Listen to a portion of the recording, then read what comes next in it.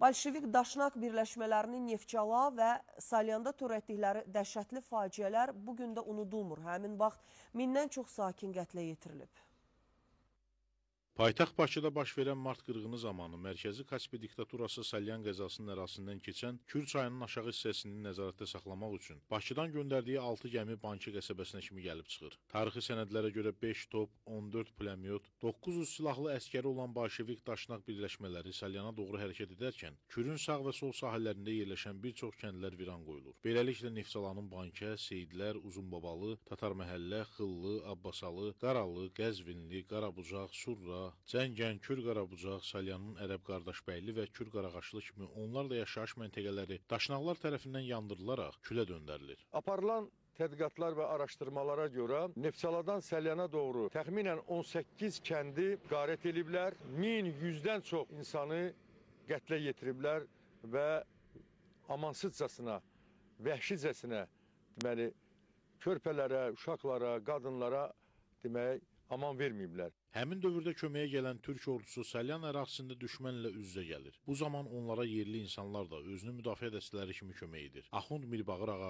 Əlibəy Ağabəyli, Kərbəlayı Rəşid, vətənpərvər mayor Nazim Ramazanov və başqaları bu dəstələrə başçılıq edirdilər. Bu həmin dövr idi ki, artıq erməni daşnaqları Salyanın Kür Qaraqaşlı və Ərəb Qardaşbəyli kəndləri ərazisinə soxulmuşdular. Ərəb Qardaşbəyli kəndində vaxtilə qızğın döyüşlər gedən yeri həmişə ziyarət edən, babalarından eşitdiyi hadisələri ən qanlı tarix kimi xatırlayıb gələcək nəsillərə ötürən Abdülsəməd bəy Mirzə Şakiroğlu Şükürbəylinin nəticəsi Emin Şükürbəyli deyir ki, eşitdiyi söhbətlərə görə 1918-ci ildə ermənilər bu kəndlərdə bir nəfər də sağ adam buraxmır. Qadın, qoca, uşaqlara rəhm eləmir. Amansızlıqla qətl edilənlər arasında məhz onun babası Abdülsəməd bəy də olur. Qızının danışdıqlarına görə biz də onlardan eşitmişik.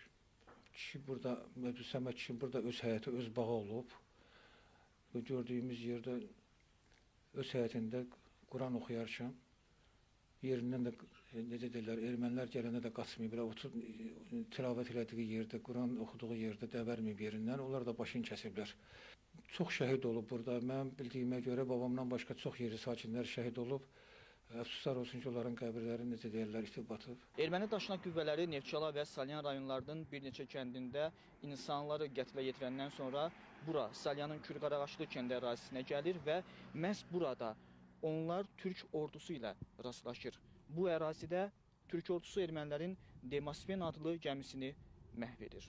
Türk zabiti Ramazan Paşanın 400 nəfərlik nizami ordusu ilə qarşılaşma və Demosfen adlı gəminin vurularaq çayda batırılması erməni birləşmələrini darmadağın edir və onlar çay yuxarı qaçmağa başlayır. Geri qayıdarkən Dirovdağ deyilən ərazidə sığınıb gizlənən Əliyalın sakinləri tapan mənfur düşmən son anda buradakı insanlar da qətlə yetirir və ikinci böyük döyüş Neftçalanın Bankə qəsəbəsində baş verir. Bu döyüşdə düşmən böyük itki verərək dənizlə Bakıya qaçır. Onları özünü müdafiə dəstələri ilə birgə Türk ordusu da təqib edir. Qeyd edək ki, 1918-ci il döyüşlərində Salyan və Neftçala ərazisində Türk ordusunun 13 nəfər əskər və zabiti qəhrəmancasına şəhid olub. Şəhid olmuş zabit və əskərlərdən 9 nəfəri Neftçalanın Bankə qəsəbəsindəki qəbristanlıqda, 4-ü isə Salyan şəhər məzarlığında dəfn edilib. 1918-ci il qırğınlarından illər keçməsinə baxmayaraq, Salyan və Neftçalıların xilaskarı olan Türk şəhidlərinin məzarları hər il qədrbilən xalqımız tərəfindən ehtiramla ziyarət olunur. Salyanda Türk paşası Ömər Paşa və bir nəfər naməlum Türk əskəri məzarının dəfn olunduğu bu yer indi əsl bir millət, iki dövlət abidəsidir.